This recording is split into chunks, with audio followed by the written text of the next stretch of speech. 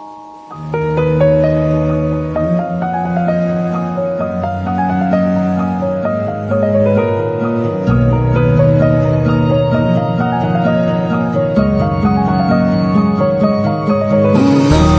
Friends, welcome to my channel. இந்த வீடியோவில் நம்ம என்ன பார்க்க போகிறோன்னா, கும்பகோணம் கடப்பா இட்லி தோசை எல்லாத்துக்குமே வந்து ஒரு சூப்பரான சைட் டிஷ் எப்படி பண்ணுறதுன்னு பார்த்துடலாமா? அதுக்கு வந்து ஃபஸ்ட்டு ஒரு தேங்காய் பேஸ்ட்டு ரெடி பண்ணிக்கலாம்.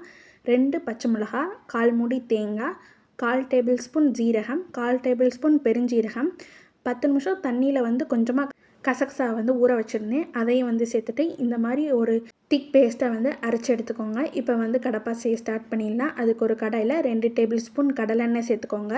எண்ணெய் நல்லா சூடானதுக்கப்புறம் கொஞ்சமாக கடுகு உளுந்த பருப்பு, 1/4 டேபிள் ஸ்பூன் பெருஞ்சீரகம், 2 துண்டு பட்டை, ஒரு மீடியம் சைஸ் பெரிய வெங்காயத்தை குட்டி குட்டியாக கட் பண்ணி உள்ளே சேர்த்துட்டு வெங்காயத்தை வந்து நல்லா வதக்கி எடுத்துக்கலாம்.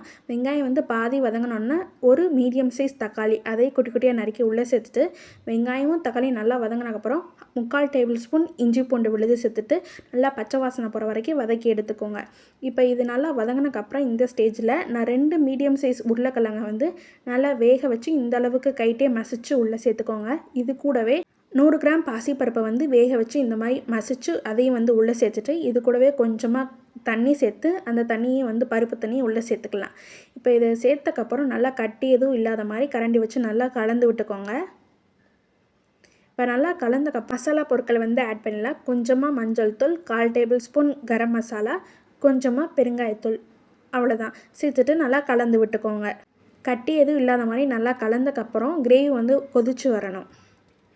இந்த அளவுக்கு நல்லா கொதிச்சக்கப்புறம் நம்ம அரைச்சி வச்சுருக்கிற தேங்காய் பேஸ்ட்டை வந்து உள்ளே சேர்த்துக்கலாம். சேர்த்துட்டு நல்லா கலந்து விட்டுக்கோங்க. இது எல்லாமே நல்லா கலந்தக்கப்புறம் அடுப்பை வந்து 10 நிமிஷம் வந்து மீடியம் ஃப்ளேம்லேயே வந்து வச்சுருங்க. கிரேவி வந்து உங்களுக்கு திக்காக வேணும்னா திக்காகவும் செஞ்சுக்கலாம், தண்ணியாக வேணும்னா தண்ணியாகவும் செஞ்சுக்கலாம். கடைசியாக கொஞ்சமாக கொத்தமல்லி இலை தூவிட்டு இட்லி தோசை எல்லாத்துக்கும் சூடாக சர்வ் பண்ணுங்கள். இந்த வீடியோ பிடிச்சிச்சுன்னா லைக் பண்ணுங்கள், ஷேர் பண்ணுங்கள், சப்ஸ்கிரைப் பண்ணிடுங்க. தேங்க்யூ.